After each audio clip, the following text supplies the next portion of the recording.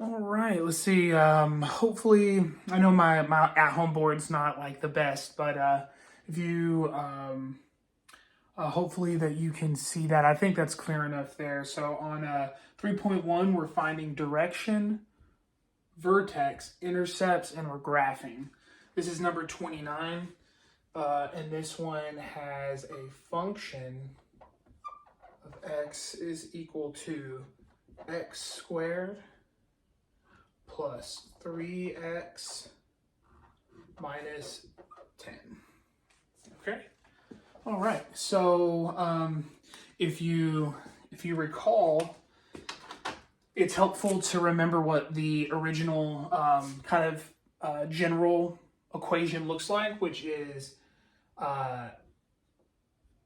ax squared plus bx plus c. We have this kind of idea, and if you remember, we were using that for quadratic formulas, all those kinds of things, and we're going to do something similar here.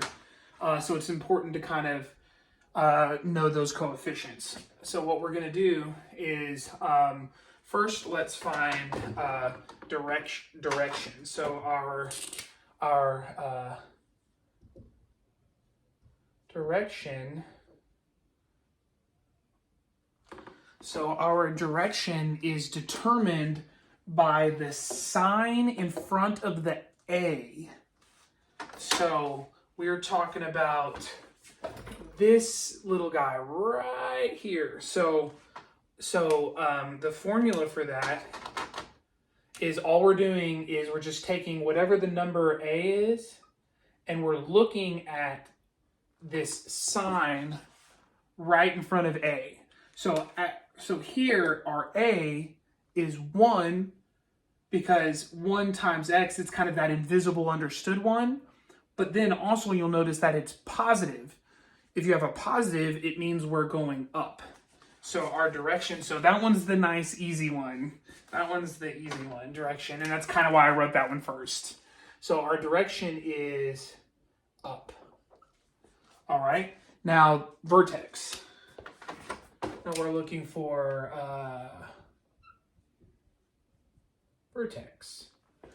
Okay, how do we do vertex? It's actually a simple, well, I say simple formula, right? Like everything, when you know it, it's simple, right? When you don't know it, it's not simple.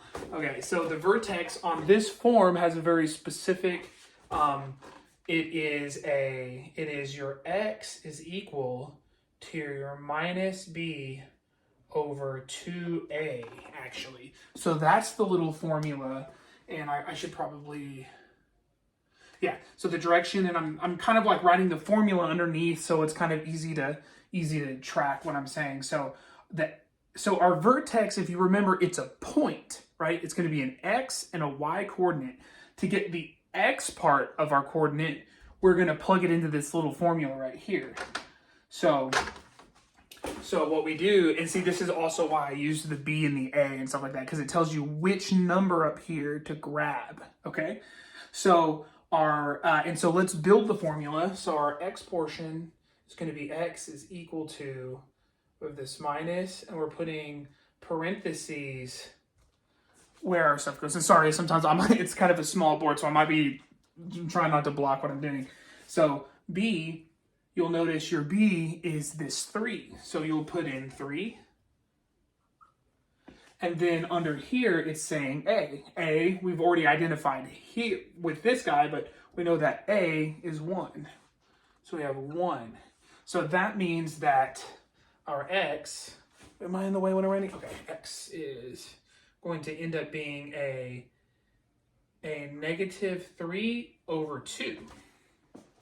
Okay, so that's the x portion. That's only halfway done with this because we have a vertex is a point. It's a place on the graph. So how do we find the other part? Well, what's really nice is when you want to find a y value, you take that x value and you plug it into this formula, right? Anytime you're looking for a y component to an x, and that's kind of why y is written like a function of x. We take this x and we place it right in here, which means to fill out the rest of this formula, and we'll find our y component. And I'm actually going to grab my calculator.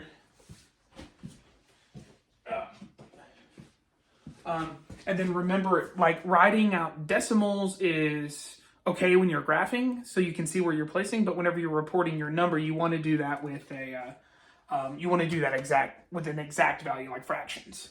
So, all right. So let's. Sorry, I've got like this box down here by my feet. I need to put this. Okay. All right. So over here on my side work, I'm gonna put in our f of -3/2. Which means that I'm gonna, wherever I see that 3/2, I'm gonna plug it in. So we have a -3/2, we have a -3/2. So as we solve this guy right here, we know that whenever we have something squared, it's the same as saying that that there's two of them. You can kind of write it like that if it's helpful. Sorry if I'm not being super clear. There we go. So it's the same as writing it like that. And if that's helpful, then do that. And then we're saying plus 3 times our 3/2 minus our 10. And if you have a calculator, this is a great time to like plug these in and you can see what that exact value is, but I'll work it out here. We know a negative and a negative is positive. 3 times 3 is 9. 2 times 2 is 4. Here we have this 3 is being multiplied into here. We know that there's a positive and a negative. We know we're going to get a negative. And then we have 3 times 3 is 9. And then we have this minus 10, right? And so once again, this is a great time to do, whenever you're adding fractions, you always have to find a common denominator. Or or if you have a great calculator, just plug that in, right? Okay, so here I'm going to give everything a 4 on the bottom. So that means that I would be multiplying, to get a 4 here, if I multiply by 2/2, 2/2 is not adding anything, right? So when I multiply there, I'll get that same denominator, 9/4. And that means 9 times 2 is going to be 18. 2 times 2 is 4. That's nice. And then here with this 10, I'm also going to multiply by 2/2. Or sorry, 4/4, because we want a 4 on bottom, right? So then that means we have a minus 40/4. Now that all those denominators are the same, I can just add those top numbers together, which I'm going to do here, where I just have a 9 minus 18 minus 40 gives me a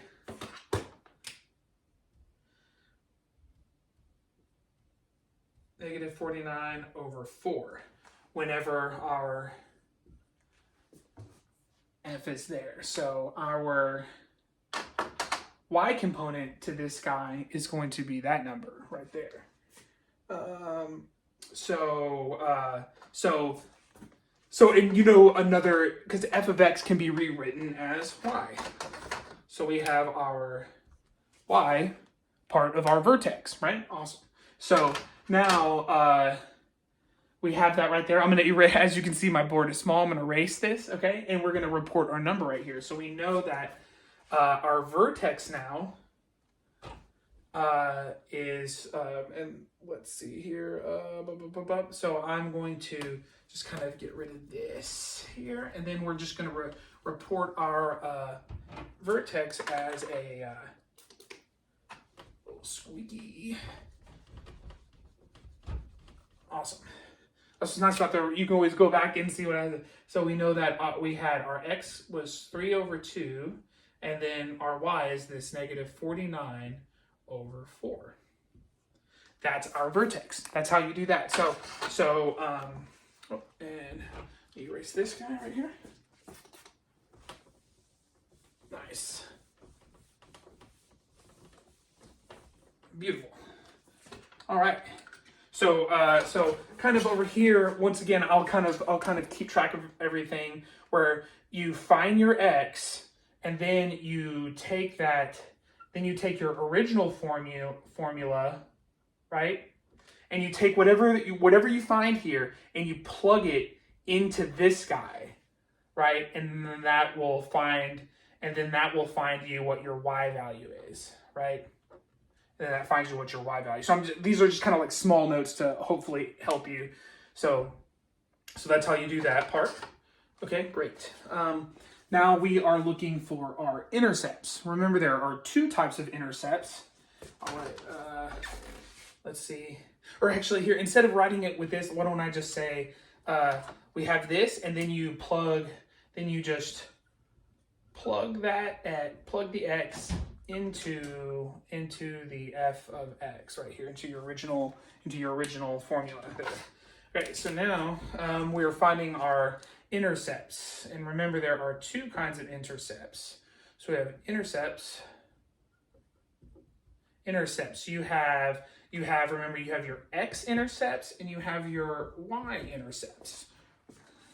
Okay, we have two kinds of x-intercepts, y-intercepts. When we're looking for, and then just like a quick little visual here, when you're looking for your intercepts, if you have your y and your x and you're thinking about your graph, when you're finding x-intercepts, you're trying to find where it's crossing right here on this value of x. Well, if you're crossing here, the value of y must be 0 to allow you to cross right here, right? So that means right here, to find x-intercepts, you let y equals 0, right? And that lets you find out whatever's crossing here. And by the same token, when we're finding y-intercepts, you're finding what's crossing here. Guess what? You have to let the value of x come to 0 to cross right here. Cool. It kind of makes sense even visually. So then here we let x equal 0. Nice, right? Okay. So let me get rid of this right here. And all right, and so now, so let's do the work now to get there. So I will do it in black. Okay, so we are going to let y equal 0 to find our x-intercepts. So that means that we have 0 is now going to equal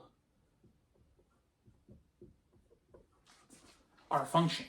And this should feel very familiar from the earlier parts of the semester. When you see something like this, you have basically 3 ways to solve it. You can factor it, you can complete the square, which nobody likes to do, or you can just use the quadratic formula. And the quadratic formula is very nice if you can't immediately see the factoring.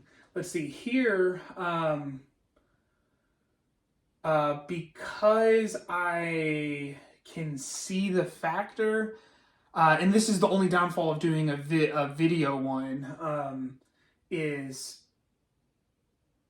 well, I'm just gonna factor it because y'all you can go back into your notes and look how to solve this. As far as if you do have any further questions, do let me know. But you can always just plug this into the quadratic formula. I'm actually gonna factor it just because it's gonna save us a little bit of time.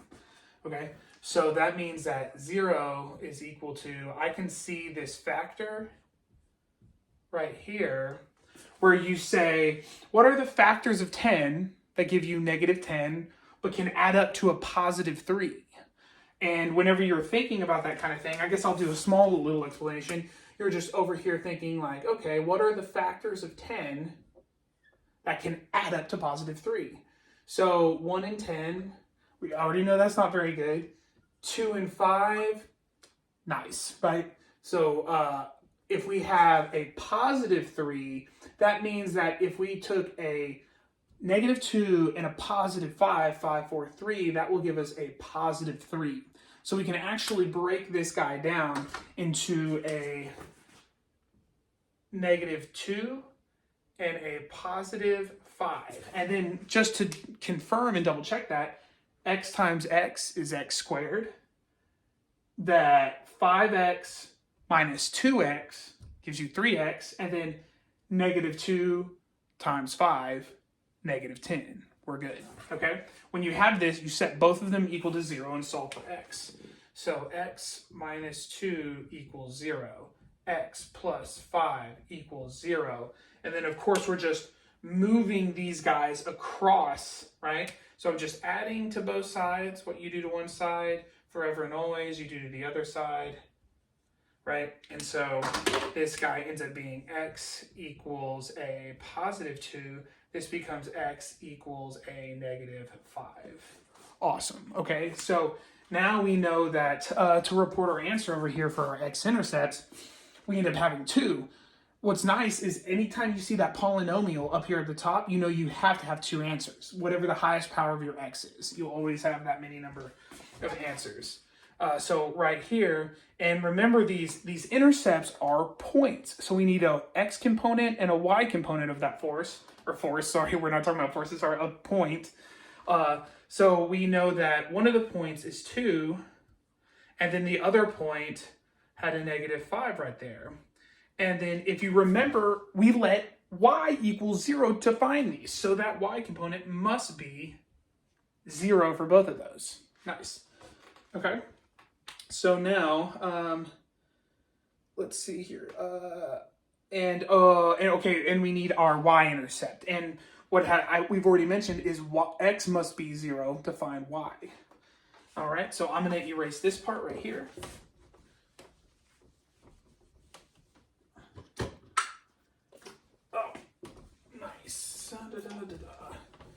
Sometimes, I swear, sometimes the marker, it's so funny, the markers are either terrible or they're too good. They're either like, will not come off, or they are. Okay, awesome. Whoa, sorry, I won't be as clean. Sorry, this wastes time. All right, okay. All right, so now our y-intercept. We need to let the and this is actually, you'll be pleased, is actually fairly easy for the y-intercept. Because if we take our original function and we let the x's equal 0, that anytime anything comes 0 is 0. So this is going to be 0 plus 0 minus 10. Your y-intercept is negative 10. It's actually very nice for the y-intercept on this side of the equation, right? So we can actually even just grab it right here, because if I don't even need to write it, right? 0, 0, minus 10. So we know we let x equal 0, that's why 0 is here, and we have a negative 10. Voila. Now all we have to do is graph. I have my handy dandy magnetic ruler in here to get a nice straight line. I know I'm a nerd. Oh, and unfortunately my board is a little bit bowed, so that's the only thing I should have. Nice. We have our y and we have our x. Okay. So we just need to graph everything. And this is where it's kind of nice. I would go ahead and look at what the decimal approximation of these are, so it's easier to know, because I don't know what negative 49 over 4 is. So negative 49 divided by our 4 is going to give us a, I'll write it in blue right here. This guy right here is actually a negative 12.25. Nice. And then 3 over 2, this is a negative 1.5. Awesome. Okay. That's our decimal, or the only one that's going to be like weird as far as decimal. So we know we're going to about 12, so I'm going to do 13 tick marks. I'm going to go, let's see, we're going to go 1, 2, 3, 4, 5, 6, 7, 8, 9, 10, 11, 12, 13. 1, 2, 3, 4, 5, 6, 7, 8, 9, 10, 11, 12, 13. 1, 2, 3, 4, 5, 6, 7, 8, 9, 10, 11, 12, 13. 1, 2, 3, 4, 5, 6, 7, 8, 9, 10, 11, 12, and 13. Nice. Okay. So we just label everything now. I will do that in blue here, so it'll be easier to see. So I'm going to start with we know that our direction, things are up, and we're going to start with our vertex, which is going to be over here where it's halfway in between -1, right? And then we're going to go out to 12. So 1, 2, 3, 4, 5, 6, 7, 8, 9, 10, 11, 12. And we're just going to go a little bit of a... Oh, sorry, this is our vertex. Sorry, oops. I'm about to make a huge mistake. Okay. Sorry, our X was here and we go down. Okay. So don't put a point there. I was just kidding. So 1, 2, 3, 4, 5, 6, 7, 8, 9, 10, 11, 12. We're just barely right there. So we would be about right there, a quarter down. Okay. And so you do want to write your actual numbers right here. So we have a -3/2, comma, -49/4. Awesome. Okay, now our x-intercepts. We have one over here at 2, 0. So we have one right here at 2, 0. And then I'm going to put 2, 0. And then we have one at -5, 0. 1, 2, 3, 4, 5.